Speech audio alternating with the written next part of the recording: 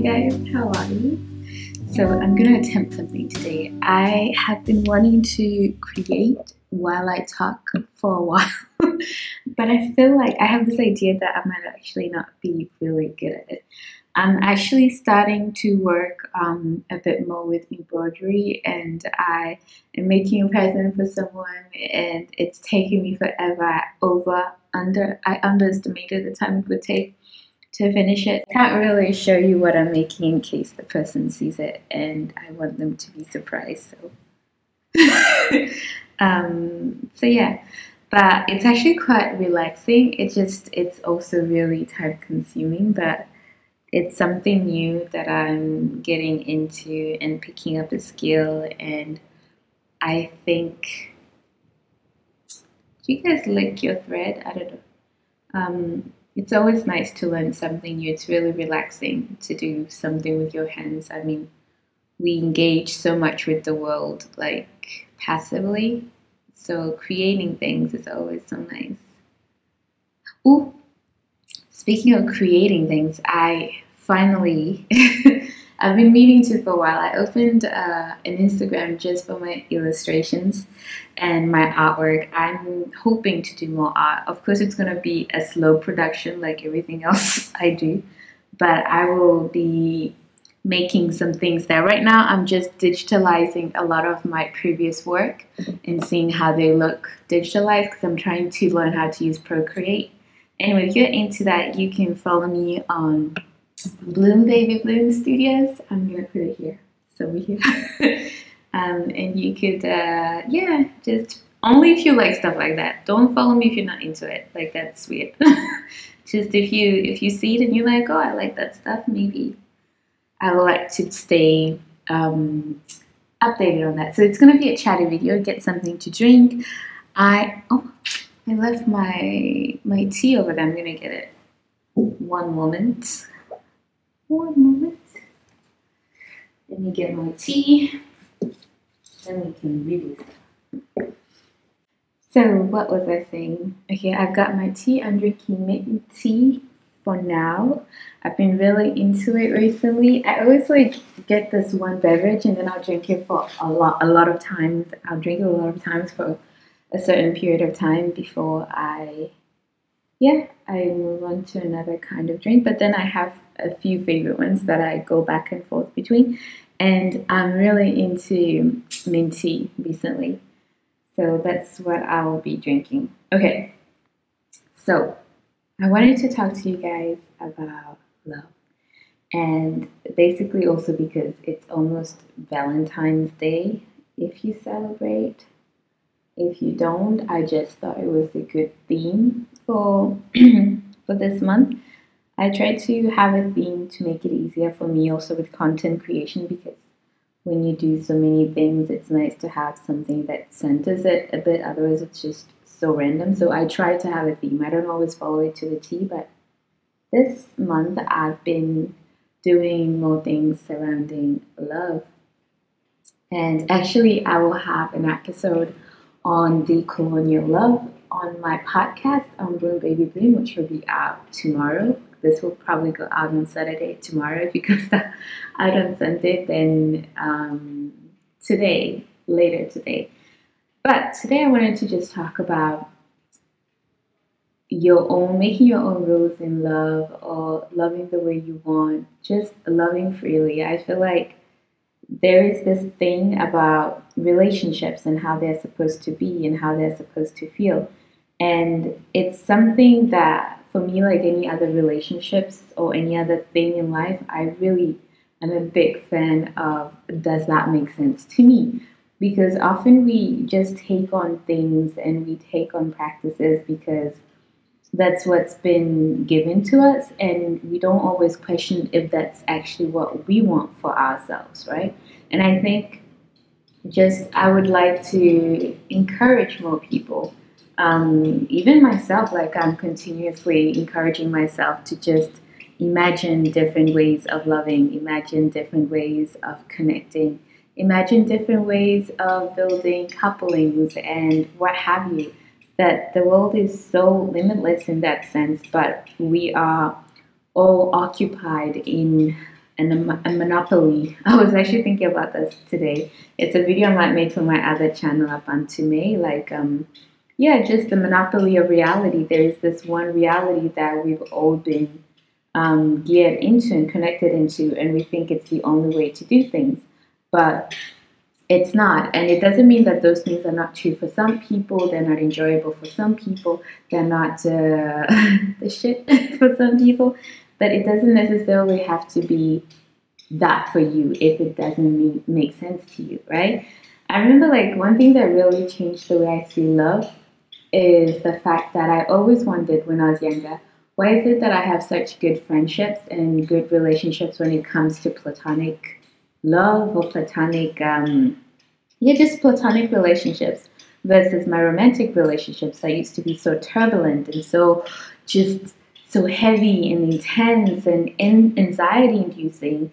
And then I realized like something that's so pure in friendship, which is also something I talked to a friend of mine recently, that it's interesting that friendship is the only relationship that is not commodified in a capitalistic reality, or even when we talk about colonialism, like friendship is the one thing that is still a bit pure. It's not really controlled. It's not industrialized.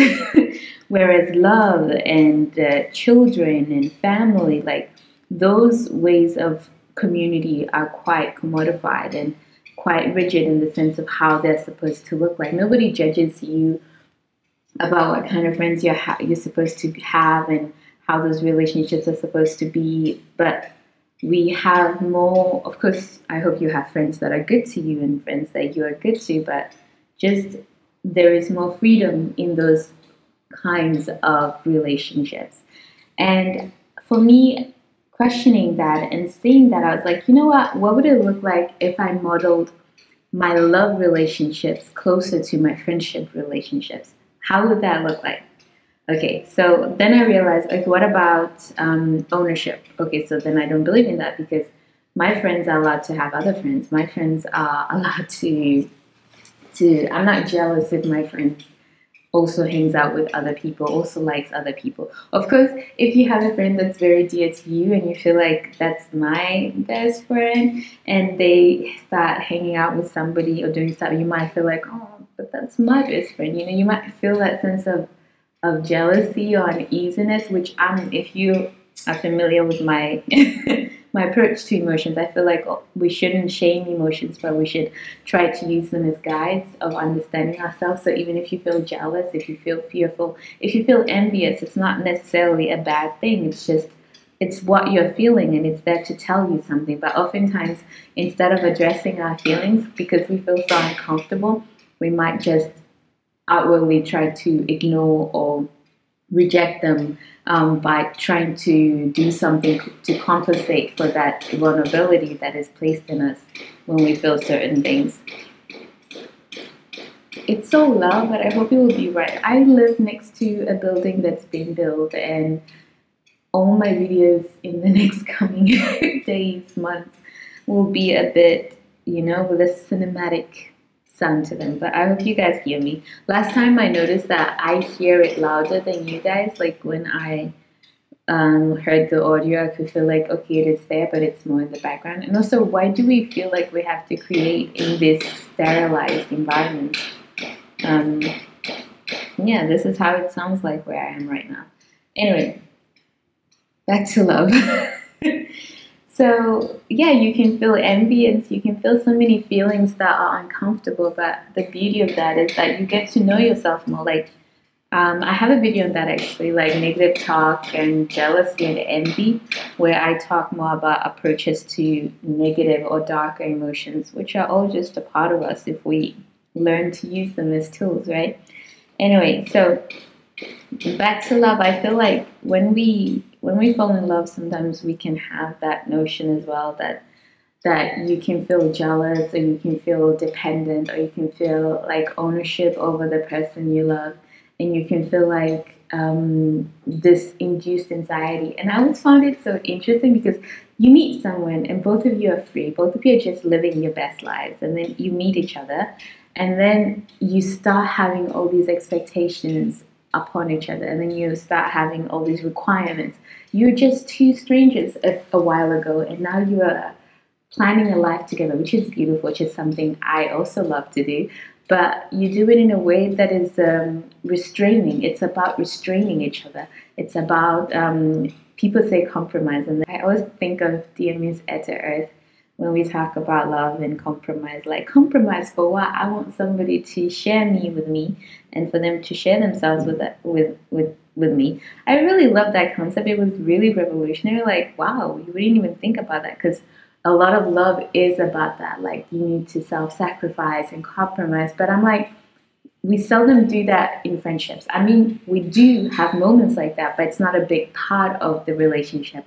Like, if your friend wants to see this movie and you want to see that movie, oftentimes there's a lightness even to that decision. You'll be like, okay, let's see that one instead. Let's see that movie this time. Maybe we'll see another one next time.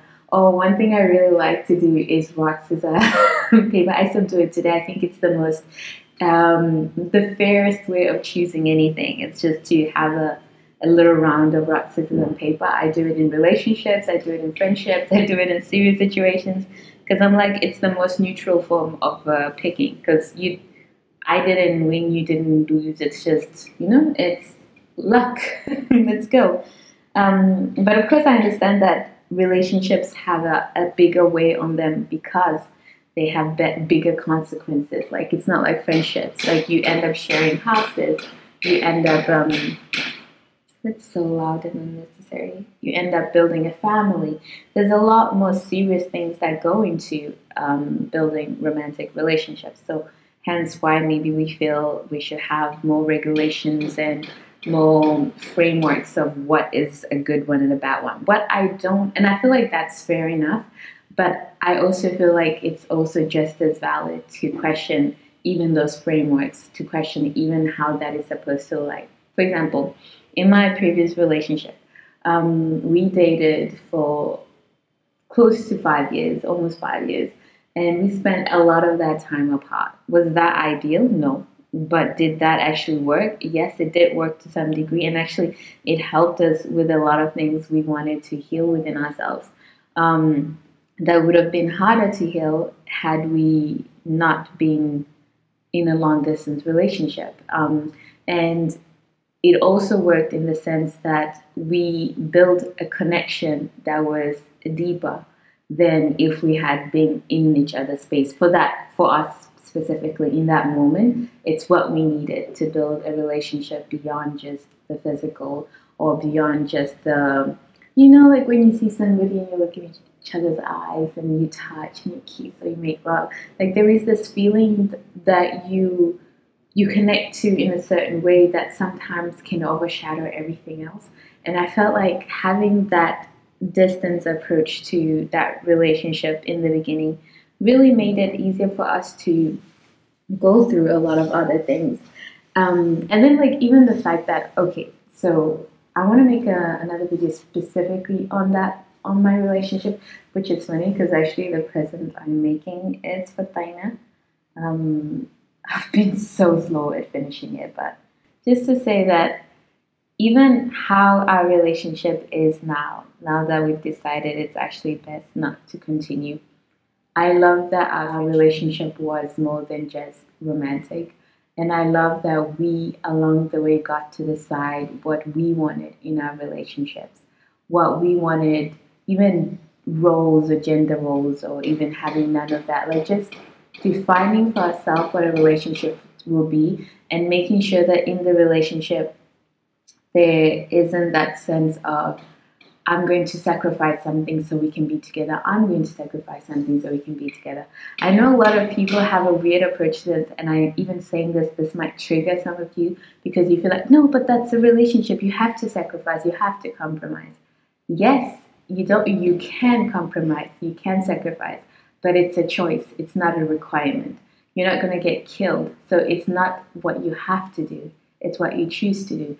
And if you're going to like, I always have this rule in relationships, I'm never going to do anything for somebody that if things didn't work out, I would resent them. Like, that's so important for me. Even when I moved abroad, as I did. And I was like, okay, what if things don't work out? What if da da da? What if you don't like it? That what if? And then I was like, it doesn't matter. Like whatever happens, I'm taking a chance. This is what I want to do, and this is what I am willing to do for our love. And it wasn't even a compromise. It's literally what I wanted to do. I would rather not be with someone than have somebody do something they don't want to do so we can be together. Like, I feel like that's such bad karma. I don't know why. Maybe I'm just strange in that way, but I really don't believe in that. And I feel like everything I've done, even if I've quote unquote sacrificed something, it's because it made sense for me to do. It was never from a place of I'm going to suck it up and do this. I don't want to do it, but I'm going to do it for you. It was more of a sense of, oh, this is hard, but I see value in it, so I'm going to do it. End of story. It doesn't. The other person does not factor in at all. Like in the sense of, I'm going to do this so we can be together, so we can be happy. So no, because I never want to have that weight on my partner, and I never want them to do things in the other direction with a weight for me. Because why should we have to do that when we actually don't? It's not a life and death situation. It's a choice. We are choosing to do these things. We don't have children. We don't have, no, we're not going to do that. So just that's something that's very important to me in relationship and redefining how I love. It's that we are all making choices that are what are best for us at that moment. Even if at some point those choices include, let's say, breaking up, moving on, not being together anymore, taking a break from each other, having a relationship where you live apart, having a relationship where you include more people, whatever it might be, however it might look like. I love the fact that I get to design my kind of relationships and what is important for me. I realized once I start being religious that a lot of the traditional things were not that important for me. Like I don't have a huge desire for, like, I love in the traditional sense, in the sense of having a companion, building a life together. Whenever I always love with the intent of long lasting love, always. Like, I've never been in a relationship where I'm like, oh, let's see, I don't know what this is going to end. So that's a bit different than friendships. If I love you, if my heart chooses you, I'm always projecting something longer and bigger, and I'm always going to work in the relationship for that. Like, I want our love to last, but I also have a boundary for um, that approach, which means that I want our love to last as long as it's healthy for you and me and for us together. I don't want our love to last at any means necessary, because for me, quantity is not more important than quality, even though I am seeking quantity because I want us to make it. I want us to make it, and I want us to last as long as possible. But I'm not going to sacrifice your happiness, your well-being, or my well-being and happiness just so we can say we are still together. So when that comes to on the table, then I'd rather we break up. And doesn't mean that saying all this doesn't mean that I don't cry, that I'm not sad, that I'm not what do you call it? That I'm not regretful, or I'm not that I don't take that change hard, or I take that choice lightly. But just it's something that I feel is a part of life. Like, things start and things end, and not everything is going to last forever. But what you can promise, or what I do promise for myself, is the journey. What kind of partner am I going to be in the journey while it lasts? And for me, it's always been important that whoever I'm dating, that I leave them better than when I find them, or at the very least, not worse. And that our relationship together helps them feel like they can be themselves and grow into more independent and secure and happy people. That's so important for me. I would never date somebody without an intention to invest in their well-being, because I also understand that my partner's well-being is also my well-being and our well-being. So I'm quite invested in that my partner's goals are met and their wishes are respected, and that they feel like they have a companion who doesn't want to change them but wants to support them on their journey.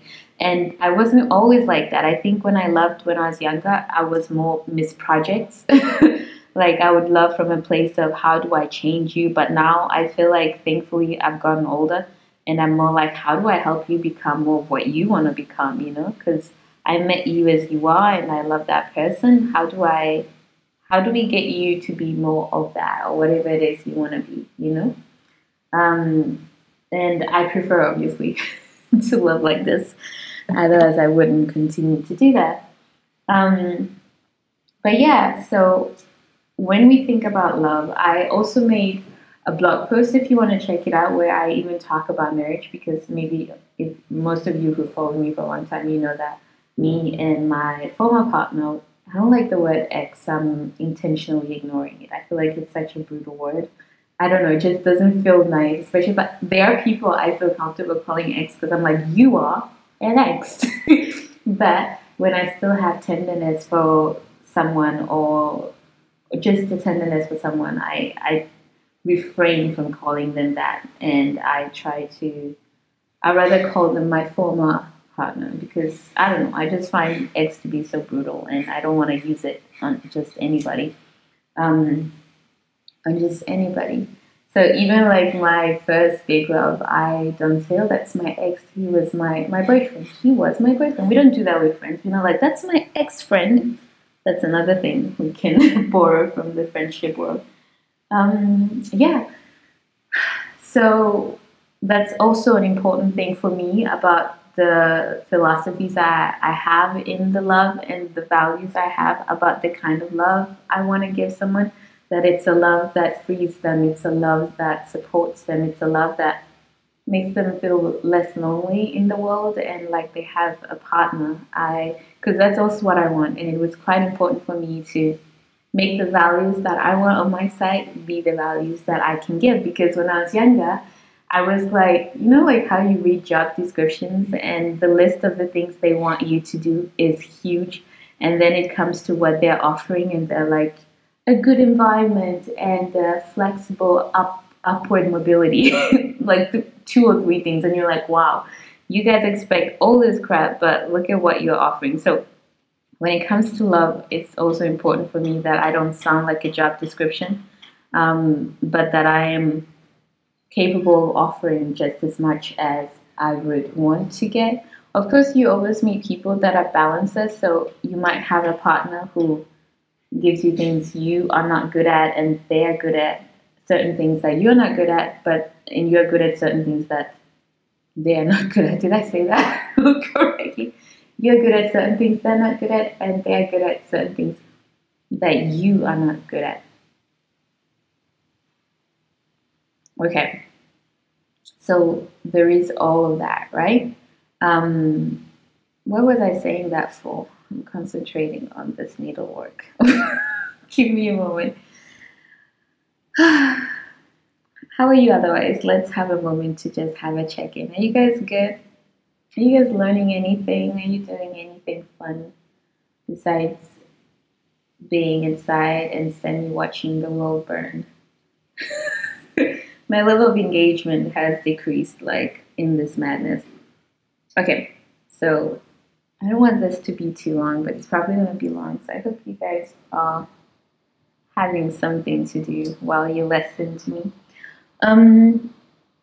Yeah, so the values I have in what I want to bring to my partnerships are also just as important because it's also important for me to have an amicable separation, you know, like when we end a relationship, you do not become a nemesis or somebody I hate or despise. You're still somebody I hold very tenderly. And it's a testimony to the fact that our love is not just based on you fulfilling a purpose, and now that you don't, you are meaningless. No, you're still a valuable person. You're still a beautiful person. Oh, wow, I really jacked that up. That's really not pretty. I'm going to have to go over that. Okay. Yeah, so I know I used to watch a lot of The Real. Do you guys watch that? But mostly online because we don't have that TV show wherever I lived. But I watched it mostly online, and I remember like one episode with when Tamara, I think it Tamar Braxton. Oh my goodness, I'm confusing people. when Tamara Braxton used to be there, those were some late days in the beginning. And she was talking about how she felt about her exes, and it was very entertaining. It was funny. Like, I laughed a lot, but like just this feeling of why would I care about you? Like, you're my ex. Like, be gone. Like, I don't care anything about you. And I'm like, I get it. I get that maybe even she was trying to be funny, even though she did come up like as somebody who did mean that. But it made me reflect on how I see people of my past, and I see them. I feel like everybody in my past is part of my journey, is part of my development, and part of the person I've become. And anything I'm grateful for about myself and my growth is thanks to all those people. I remember even just talking about ex-partners of my partners, and having a sense of gratitude for everything they've taught my partners, former partners, or even my current partner. The fact that they got to grow with that person, and maybe I'm the last, the last person in line, or maybe I'm just another person walking with my partner before they move on. But while I'm here, like, there is something about that as well, that we are all interlinked, and something beautiful of sending a better and more whole person forward, even though you guys don't make it. Even that's a funny thing, like, make it. What does make it mean? That you meet one person and you date them forever and then you die. I mean, maybe that's a goal for some people, and I get it. But and there is a part of me that wouldn't mind that, like, just the same partner for life, and we have a good time, and we learn, because I don't like learning new things. I like learning new things like that, but like, I like what I like, and I like what I have, and I like to enjoy what I already have. And I think, even though you might be like, but May, didn't you try open relationships and such? And I'm like, yeah, but that's also different. And I would never do that unless I felt very secure in my relationships, or like, this is like so golden or safe that I feel comfortable trying something else. Like, just mostly I want to be in a relationship where you just feel like I'm good. And then if I'm good, I'd rather build and make better what I have than try and get something new. But that's just me. But at the same time, I also feel like my goals with love have changed a bit, and I'm okay. I'm more okay, as I said, if things don't last forever. But I always love with the intent of loving forever. So I feel like that's a bit of a balance, where you love, but not with an overly. Because some people can get so stuck on the fact that they have a partner that they put up with so much, and they forget themselves, and they neglect other things that are just as important to them, because the fact of just keeping someone is more important. Like, I hear the saying even a lot in where they say, like, to keep a man, and I think that's such an interesting thing. Like, keeping a person, how do you keep people? Are not dogs or pets, what does it mean to keep someone? Or even people using it as an insult, like, you can't even keep a man. And I'm like, and it's so funny because nobody says it the other way around. Like, nobody's like, you can't even keep a woman. But women are supposed to do all this stuff, and they're supposed to have the ability to keep a man. And I'm like, that's so weird. Like, if you want, you are a whole autonomous person. If you want to stay, you stay. If you want to leave, you leave. Nobody's trying to keep nobody. And when I love, I also try to have that analogy for myself. Like, I love with an open door, and just as you came into my life by sheer chance and alignment of the universe and the cosmic, I'm not going to hold you hostage. It's like when you have a beautiful butterfly and it lands on you, and you're like, oh, it's so pretty. it's so beautiful. What a beautiful coincidence. And what, like, this is happening. And then you're like, no, I'm going to cage it because I don't want it to ever live, because I don't want to have this experience forever.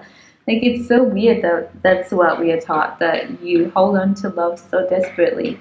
I think you should hold on to love intentively, and with purpose, and with endearment, and with some sense of stability. Like, I'm not like, oh, you love me, you do. If you don't, then I'm not. I'm a Taurus. Like, I'm in no way like fluffy like that. But I also don't love. I try. I've learned. I've practiced, and I've arrived at a place where I don't love to own I love to share, you know. I love to share my life with you. I love to free or to keep the freedom the person has and for them to feel even more freer because of our love. But I don't love to own, and I'm not interested in keeping anybody. I do want to care for somebody. I enjoy caring for the people I love. I enjoy making them feel special. I enjoy making them feel seen and amazing. Um, but I don't enjoy practicing any form of, yeah, of mine. And also, yeah, like, because that's also part of the whole trusting the love, trusting the process, trusting the journey of you and your partner.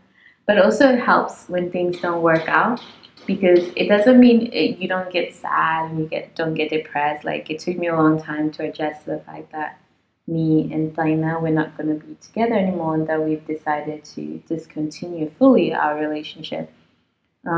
It took me a long time to settle into that and accept it because he's such a beautiful person. And our love and our time together has been a magical one that I would never take for granted. But I can also respect that, oof, I better sit upright, hurting my back.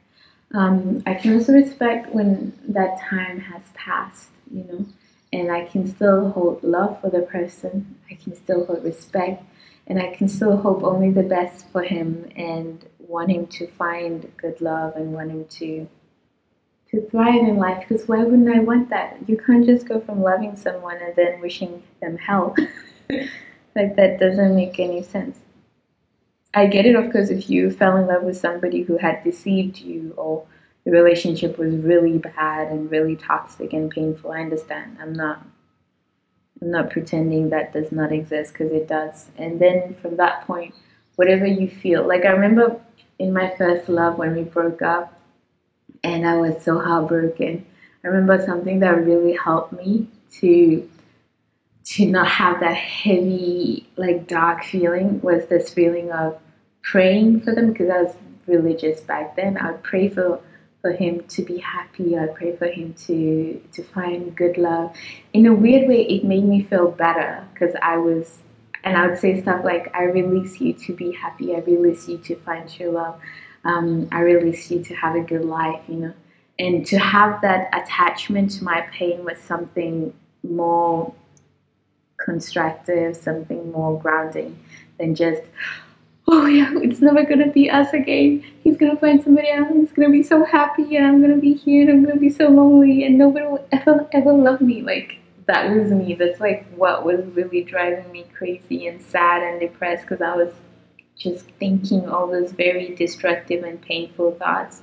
But when I started focusing, every time I think of him, rather than that pain of, oh, we're not together, I would say, whenever I think of you, I'm going to send you a prayer. And then that actually started helping. So in case you're going through a breakup or you ever go through one, that I could recommend you even just try that and see if that helps. Like, sending the person that is causing you that pain from a loving place. That pain is there, not if somebody has actually hurt you or like, you know, like, that's okay. Like, I'm all for feel that emotion, feel that rage and hate so you can go through it. But feel it with the intent of going through it rather than this is my new life, my new mission to hate this person. But if it was somebody who you loved but things didn't work out, it's always beautiful to send them that love and say, thank you for that love that you ignited in me. Thank you for that beauty, all the beauty we experienced together. Like, if you guys see on my channel, I still have a lot of our old videos up, me and Taina. And a lot of those videos show the beautiful life we did share together. And I love that. And sometimes we talk about that, and we're happy that even though we're not together, we did so many beautiful things together. And how magical is that, you know, that I got to experience such a beautiful love with someone. And then not only that, but now I'm in another relationship with somebody who is just as beautiful and lovely.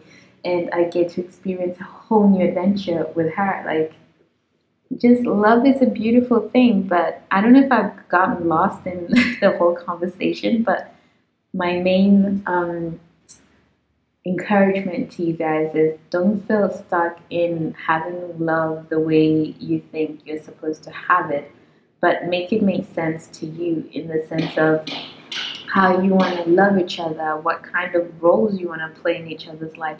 Be intentional about stuff like that, you know?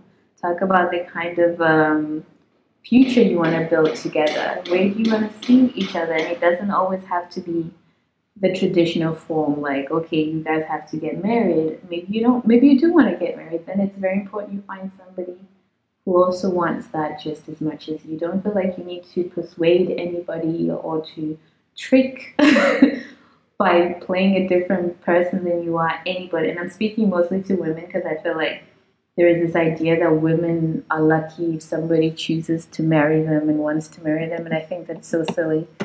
Getting married or being chosen by somebody doesn't make you any more of a person or worthy of love. And not finding love, even if you're single right now, I hope that you make that a very beautiful moment in your life and you say, this is the chapter where I'm single, and you focus on that and you say, what can I do now because I'm single that I might not be able to do had I been in a relationship. That's usually what I do when I'm single. Like, I learned that in my early 20s after a lot of other situations where I was feeling like I was already feeling hopeless about love at 14 because I was like, oh, I've never been in proper love in a relationship. Like, nobody will ever love me. And I'm like, girl, you were 14. Even at 17, I was freaking out about that a bit. And so I found my first love. But yeah, just what was I saying? Even if you're single, there is something beautiful in that. Never let love is beyond even just romantic. There is so much love we can share in so many forms. Don't let the romantic love be your main goal. Like, try to cultivate loving relationships and friendships and family. In community, there is so much more love than just the people that you want to make babies with or kiss or put your lips on top of. And love is a beautiful thing, and it's something that we all should experience, and it's something that we all should care for when we have it, and care for it in a way that is freeing, in a way that is honest, and in a way that is authentic. But in a way, like I said in the analogy of the butterfly, in the sense that it's something that is blessed upon us and we should hold it as such, not something that we feel either entitled to, and because we get it, we feel like we have to keep it. Da, da, da. No, that's already from a fearful scarcity grounding rather than an abundant understanding that love is always there and love is always coming. And love lives perfectly well in open spaces, not in closed spaces. And closed, I'm not saying that, that can be defined however you want it. If closed just means a commitment, if it means marriage, that's what you do. But what I mean when I say open, just in the sense of you have to realize that love is the only force we cannot control, we cannot buy, we cannot force. That's why it's such a beautiful thing. It's you can commodify things around love, but love, like real love, it's a free form. It's like the soul, it cannot be capped, it cannot be chained. It's a free moving energy, and I think it thrives best in an environment where that is respected, where you see it as that and you appreciate it from that place.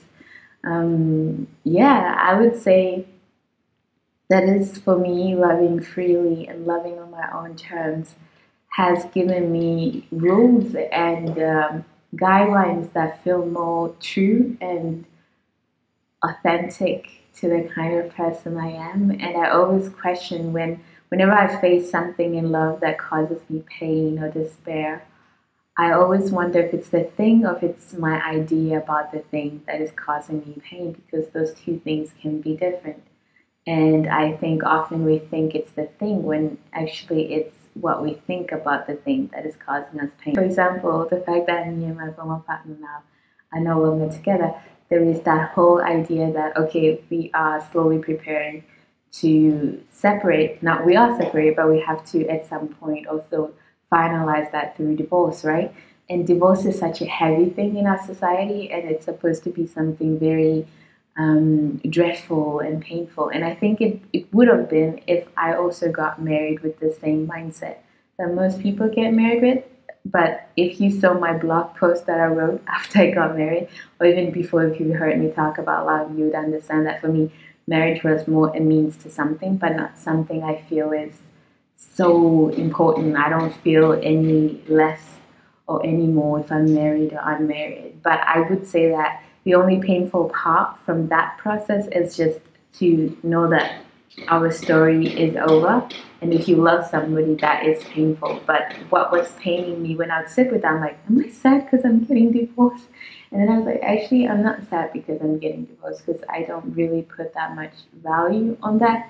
But I was sad that a story that I cared for and had invested in with a person that I really adore is coming to an end for reasons that, of course, are best for both of us, but just it's always painful to have that an ending of something beautiful. Of course, I don't think I would be weird if I was like, oh, I'm cool with it.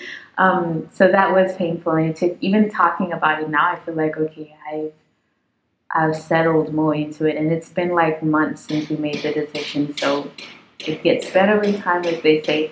But I'm just saying, like, on the regards of divorce, I think other people might feel it deeper for me than even I, because I don't overvalue like traditional marriage or divorce. I do value a love fest, and I'm so excited about having that one day. I want to have a love fest. Like, for me, it's reimagining a union fest, because that matters to me, the unification of two families. When you do become a couple, I think that is so beautiful. And that's the good thing about choosing your own approach to love. You can choose the things you want to keep, and you can choose the things you don't want to keep, and find people who feel a similar way when you make a couple. And you can see, why do you want to do that? Does that make sense to you? This is what I'm thinking. Like, everything is negotiable in the sense that it doesn't have to be like that because that's what everybody does. For example, Valentine's Day is coming up this weekend, but I'm not a big celebrator of Valentine's Day. I can be in a joking way, like, oh, happy Valentine's Day, but I'm not like, I expect my partner to do anything special, or I'm not really bothered by that. But I do love on a daily basis, showing caring and attentiveness and presence, even if we are apart. Like, that for me is important, like, to give that to my partner, make them sweet presents here and there, or write them letters, or if we live together, cooking. Like, for me, that is much more important than maybe celebrating these once in a day kind of things, even though I do find them fun to, I don't know, like, oh, it's Valentine's Day, but I'm not really engaged in performing what that is supposed to mean, if that makes sense. But yeah, guys, I think I'm going to wrap it up. I retwisted my hair today with nothing but water. Just whenever I retwist my hair, it's just like an impulse, like it just happens. Like, I wash my hair and I do one and I do two. I'm like, oh, I guess I'm retwisting my hair. But I know some of you were asking for an update on my locks, and that will come soon. I will do that maybe next month. Next month I'll have a theme of body, I think. So I will probably share a bit about my progress. I think that's enough for this conversation. I really hope that what I have shared has enlightened you a bit, even if it's just to question your own approach to love. Are you guys single? Are you dating anybody?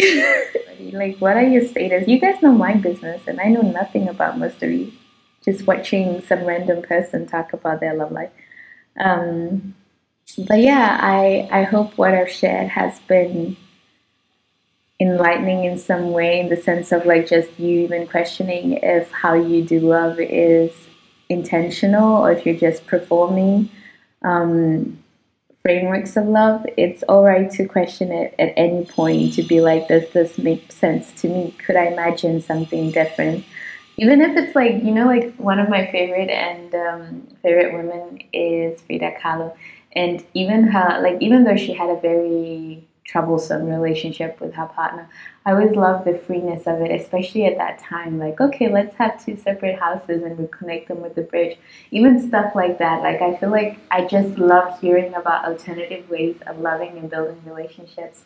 Or people, of course, who do everything together and they work with their partner. It's not that I like the separation part. I don't want that to come as though that's the point of it, but like just the fact that people dare to question what would I like, what do I prefer in my love? Do I want to, like, even people giving Jada and Will all kinds of crap for their relationship, and I'm like, if it makes sense to them, let it make sense to them, because at the end they're like, bad marriage for life, and maybe that was something important for them, that they're not getting divorced regardless. They will separate, but we're not getting divorced. And if that makes sense to them, who does it hurt? Like, I just don't like when people think that there's only this one way of having love.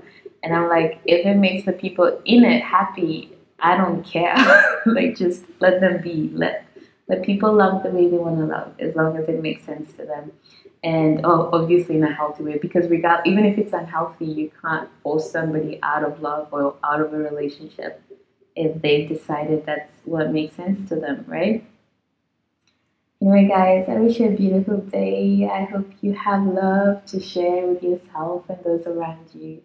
And I hope you are living an intentional life, and I hope you are creating the kind of relationships that feel true and authentic to you. And also, if you ever need some guidance and some guidance around love and relationships and breakups, that's also part of the sessions I do offer as a life coach, a holistic life coach. So I'm running my sessions with an open price. I'm not sure how long that will last because I won't have as much time in the future. So if you really want that, I would recommend that you sign up and you book a session with me. An open price literally just means I want you to pay what you feel the sessions are worth it for you and what you can happily afford. It's all about that thing of doing something from your spirit and you feel like that makes sense to me. That's a fair price to exchange a service for. It's something I'm really trying to explore more of, like different ways of pricing things. There are certain things, of course, I always would prefer to have a fixed price, but with these sessions, I'm experimenting with different ways. But if you feel like you would love to have some guidance or somebody to talk to it, feel free to check that out on my website. It's under Holistic Life Coaching and Bookings. And then I could get back to you and we could have some one-on-one sessions where we could talk about love, breakups, anything that you need some more guidance in. If you like the things I talk about and my approach to life, I'll be more than happy to help you with that. Otherwise, I'm going to go now. I need to finish some other projects and I made a very delicious meal that is waiting for me that I'm going to have while I work a bit more on my computer. But yeah, I'm happy I made this conversation. I made this video because actually it was a good conversation to have out loud in this room by myself. But now we need to take good care of yourself, and I will see you in the next video. Bye. Ciao.